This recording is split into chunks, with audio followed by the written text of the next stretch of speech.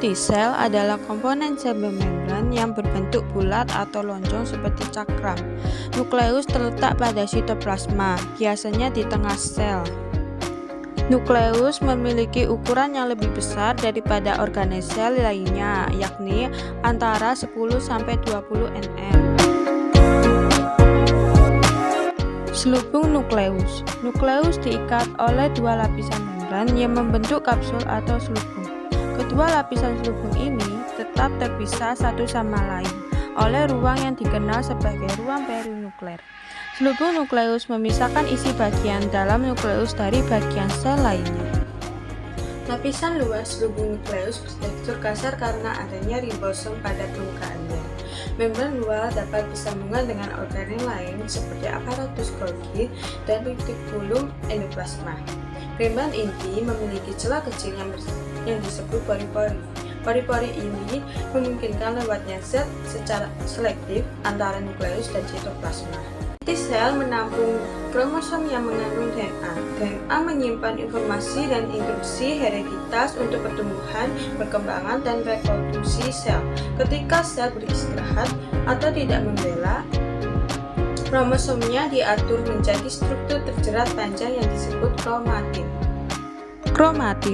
Kromatin adalah superstruktur yang dibentuk oleh pemadatan DNA sel dan protein terkait yang sangat terorganisir.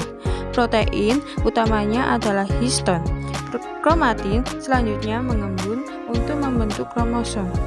Sel manusia memiliki 23 pasang kromosom. Nukleoplasma atau disebut juga karyoplasma atau getah inti adalah zat granular semi padat yang mengandung banyak protein.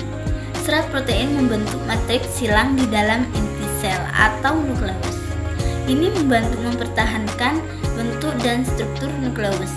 Nukleoplasma merupakan tempat utama aktivitas enzim di dalam nukleus. Penampilan nukleoplasma dapat bervariasi selama fase yang berada di siklus sel. Selain protein, nukleoplasma juga mengandung zat lain seperti DNA, RNA, dan mineral. Nukleus mengandung pengatur nukleolar, bagian kromosom yang membawa gen untuk sintesis ribosom. Struktur ini membantu mensintesis ribosom dengan cara menyalin dan merakit subunit RNA ribosom. Subunit ini bergabung bersama untuk membentuk ribosom selama sintesis protein. Ribosom bertindak sebagai tempat sintesis protein di dalam sel. Inti sel atau nukleus memiliki beberapa fungsi penting dalam sel. 3 fungsi inti sel yang utama yaitu: yang pertama, menyimpan materi hereditar sel atau DNA. Salah satu fungsi inti sel yang utama adalah menyimpan materi hereditar dalam bentuk asam deoksiribonukleik, bisa dibilang DNA atau kromosom. Dengan demikian, struktur ini juga mengontrol pertumbuhan dan multiplikasi sel. Inti sel juga merupakan tempat replikasi DNA, yaitu pembentukan salinan DNA yang identik. Yang kedua, mengatur metabolisme sel. Inti sel juga mengatur metabolisme sel agar sel tetap hidup dengan cara mensintesis berbagai enzim. Yang ketiga, tempat sintesis RNA. Inti sel juga merupakan tempat untuk sintesis asam ribonukleik atau RNA yang bertindak sebagai contoh untuk sintesis sebagai protein dalam sel.